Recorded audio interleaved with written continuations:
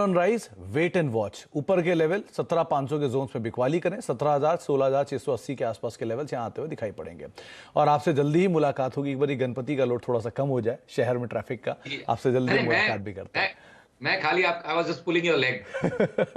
अच्छा, आगे बातचीत करेंगे हम दर्शकों से, लेकिन उससे पहले एक खबर बड़ी आ रही है, इंपॉर्टेंट खबर है, वो पढ़ लेते हैं। सरकार ने फिलहाल IRCTC के OFS है।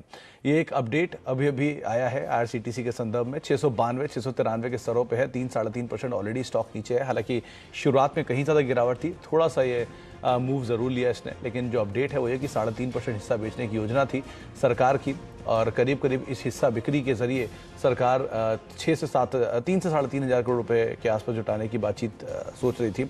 और क्योंकि बाजार में उतार चढ़ाव ज़्यादा था, जिसकी वजह से सरकार ने जो फैसला उसे टाल दिया है। तो OFS से 3,000 करोड़ रुपए जुटाने की योजना जो फिलहाल सरकार ने टाल दी है, क्योंकि मार्केट काफी वॉलेटाइल है। कोई टिप्पणी करना चाहेंगे आप IRCTC के ऊपर, सर्वेंद्र?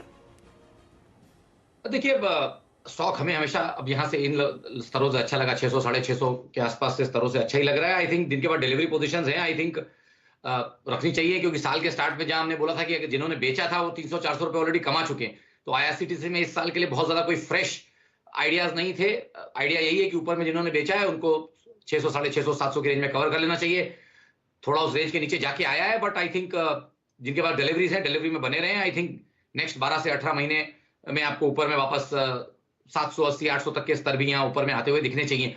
OFS और नो OFS उससे हमको बहुत ज्यादा फर्क नहीं पड़ता। चार्ट्स में हम चार्ट्स के हिसाब से देखते हैं कि भाई इवेंट्स डिस्काउंट हो जाते हैं तो बने रहे ट्रेड में। 780 800 के टारगेट्स हैं, थोड़ा टाइम लगेगा बट आई थिंक आएंगे। 780 800 के टारगेट्स, थोड़ा समय लगेगा, बने रहने की राय आपको यहां पर दे रहे हैं। जितेंद्र जैन हमारे पहले दर्शक हैं, बाड़मेर से मौजूद हैं। जैन साहब नमस्कार, सवाल पूछिए। नमस्कार जैन साहब।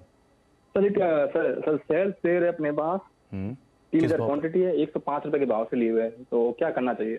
क्या टाइम फ्रेम से आप और दे सकते हैं अभी? Sir 1 year. 1 year. Sarvendra, Steel Authority of India Limited SAIL करीब करीब 25 रुपए पर शेयर का घाटा है, यानी इनकी पोजीशन पे 25% ये ऑलरेडी लॉस ले रहे हैं।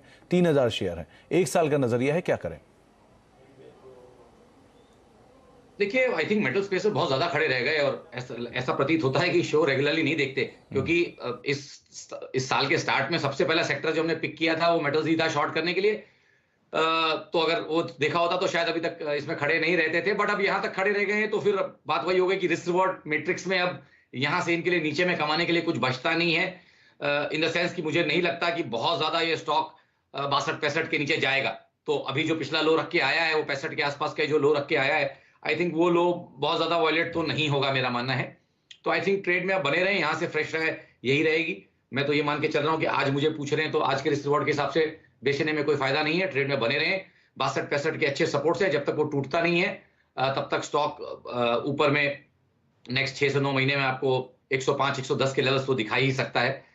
और राय ये रहेगी कि अगर 65 के आसपास इनको मिलता है और इनको एवरेज करने की हिम्मत है तो 62 के स्टॉप लॉस से, क्लोजिंग ओनली स्टॉप लॉस से, 6190 के क्लोजिंग ओनली स्टॉप लॉस से 65 के आसपास एवरेज कर सकते हैं।